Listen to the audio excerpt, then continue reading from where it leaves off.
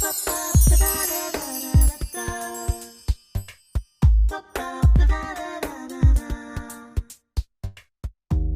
say, they're pushing you into things. And one thing you told me was about, which surprised me or disappointed me, was the different government regulations or what they did. I think it was during COVID during you COVID. mentioned. Well, yes, and I'd have to look up the exact changes that were made, but Right. a lot of prices changed in things we saw. And they changed the prices for lots of different foods. We had gas prices go up and down, food prices just doubled. The one thing that didn't change was the price of alcohol. Gosh. And they made it where you could get it to go. Oh, wow. So they changed that you could rule. order like food from a restaurant and you could order 2 margaritas as long as they were taped out. And I don't know if that was for all of the United States or anything. I know in Texas and Dallas, because they would have, we would get our El Phoenix fajitas for my dad, and he would always get his 2 to-go margaritas. And, but with the triggers too that you're talking about, there's some people who can be around it and some people who cannot be around it anymore, like Dad having the margaritas. When you're healing and you're actually in real recovery, that stuff is not. Oh, you don't even want to see It doesn't bother me. Oh. It's just like I don't drink milk often because lactose intolerant. So I'm alcohol intolerant. So I'm not going to make that choice. That's a good way of looking at it too. A more understandable, isn't it? It's just not. I'm not going to, like, people all the time. Oh, well, is it okay if I have alcohol in the house? Or they'll ask if Bo has any alcohol in the house. And well, there might be alcohol in the house, but there's also milk, and I'm not going to drink that either. So That's the same thing, isn't it? right. So that's how my brain sees those two things, that they're both just not options.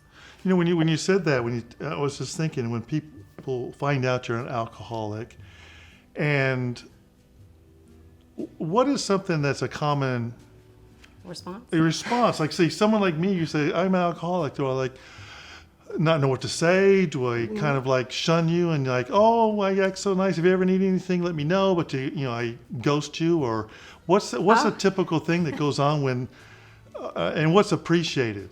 I guess I'm really getting to how should I respond when I hear that? Well, I don't just walk around telling people, Right, but hey, Okay. maybe I do, but no, if it somehow something comes up, because people will go do something and they'll offer me a drink, and I'll be like, no, thank you. I'm a recovering alcoholic.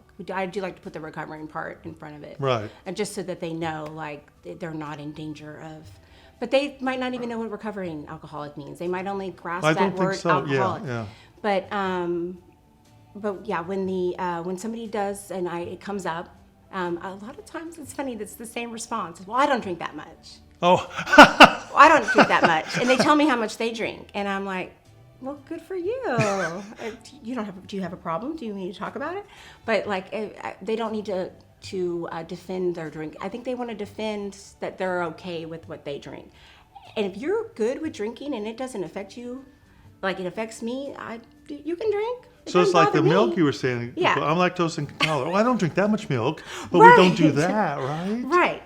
So if somebody wants to drink, my best friend still drinks. My father has a couple beers when he goes to hang out with his friends and stuff. But it's not my job to regulate your drinking. It's my job to regulate mine. So is it fair to say the same thing?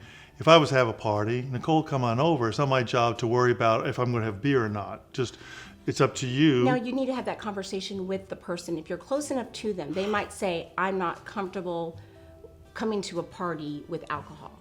So I'm not comfortable coming to parties for a long period of time with alcohol because I do not like being around drunk people. It makes me extremely uncomfortable.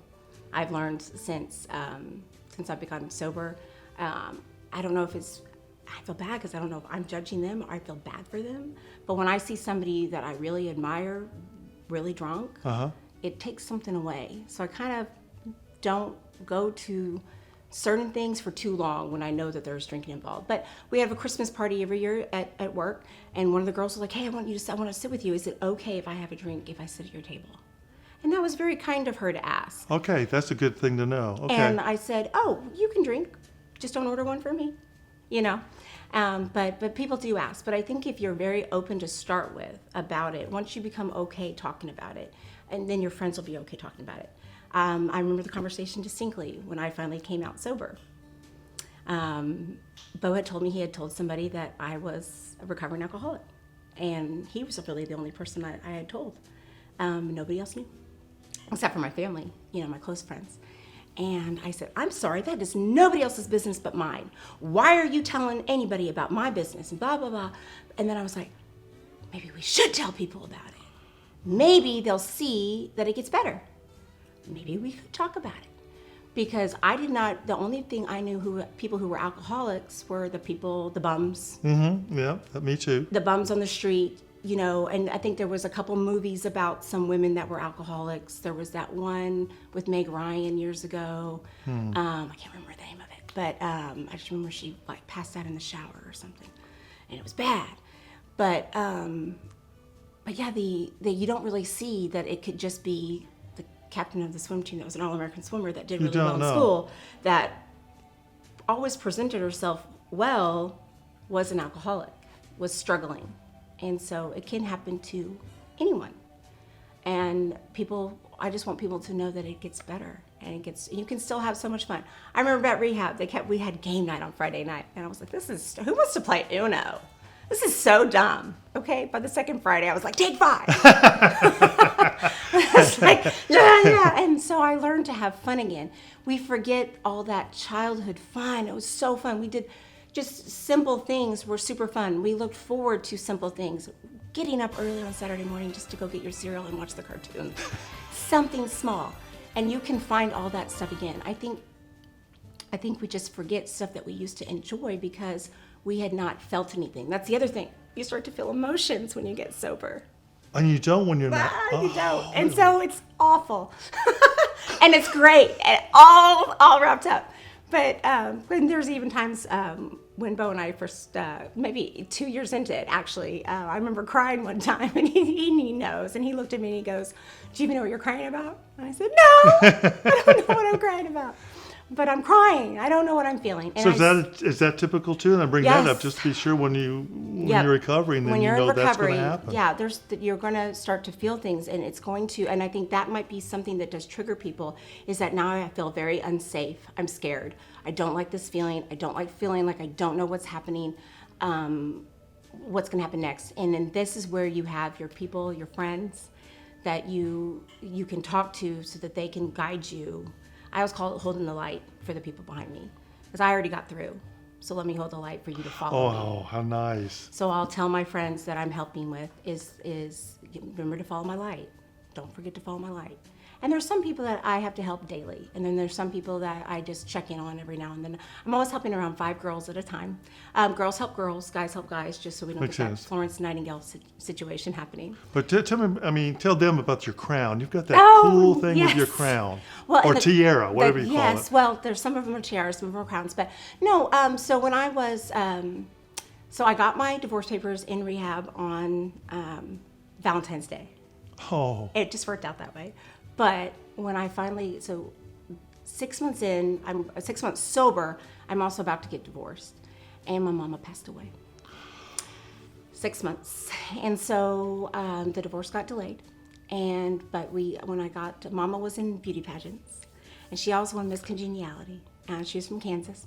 And so she had these great trophies at all, the Kansas pageants, and she had her tiaras. And she used to we want to play with them, and she would tell me that you can't keep your head down with a crown on. Well, she had passed away, and I had her urn made would hold one of her crowns on the very top, so she could always have her crown on.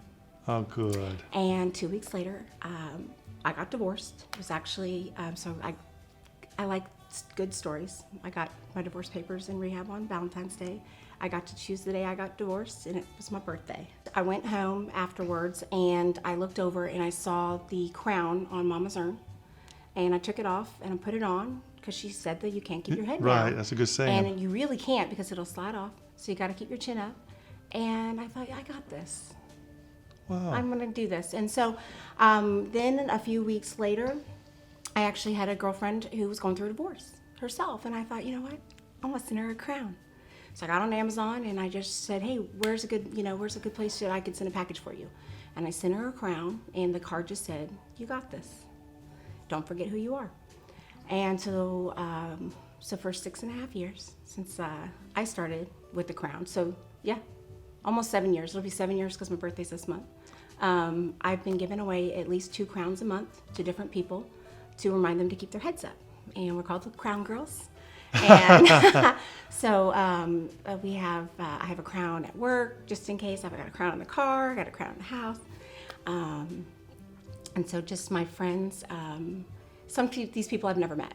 I just know them. I see them maybe having a tough time through a Facebook post, and I'll say, hey, can I send you something? Some of them are the girls at work that I see that I'm really proud of, and I just want them to know that we've got their back. And so it's funny, we all have each other's back, and Bo teases that I have a gang of Crown Girls, but we do, and I want more women should have that kind of support where they know that somebody has their back. Hey, I got you. Do you need to talk? Are you going to be okay? Whatever it is, that doesn't include, hey, let's go get a drink. Hey, let's pretend to go to book club. Hey, let's Pretend to go, yeah. Yeah, we don't always have to have a drink to feel like we have support. And that's one thing that rehab taught me too. Rehab was great. It keeps you distracted from wanting to drink, and it teaches you tools. You're not going to walk away with, your brain is so messed up, you're not going to walk away with much, but what I walked away from was every single time I start to feel upset about something or something's bothering me, am I hungry? Am I tired? Do I just need a break? And I pause, and I learned to pause. I'm not always great at it, sometimes I still react, but I try to figure out, maybe I'm just really tired, and that's what's making this seem way bigger, this problem way bigger than it is. I just need to slow down. Now, what's pause mean? I know the word, but like when you say pause, you just sit down, you meditate? Sometimes I sit down. Sometimes it's just let's go to sleep and see how I feel about it in the morning. It's hard because I always want a solution right away. I don't want anything to fester, but sometimes you do have to pause, and it's super hard to pause because I want it fixed right away. I want everything to be okay right away, but it can't always be. Well, this okay. world today doesn't really allow you to pause. Where you seem to always going and you're going, and what's wrong with you if you're resting? You got to keep going. You got to keep going and get your agenda, get your list, get your whatever. Yep. Wow. And so, but you have to, I think our walk in the morning is a good pause for us. At night, I won't go sit down until everything's like cleaned up, or I know like Bo's gonna get, like he'll say, I'll get the dishes or I'll gotta do this, but once everything's done, then we sit down, and we might sit there for a little bit, and I might make my little cooking videos, my little TikToks and stuff or something, and that's why they're posted really late at night, because I'm doing them when I first sit down, that's when I get to sit down. But you have to recharge. You have to recharge, because I've learned if I don't take care of myself, I can't take care of anybody else.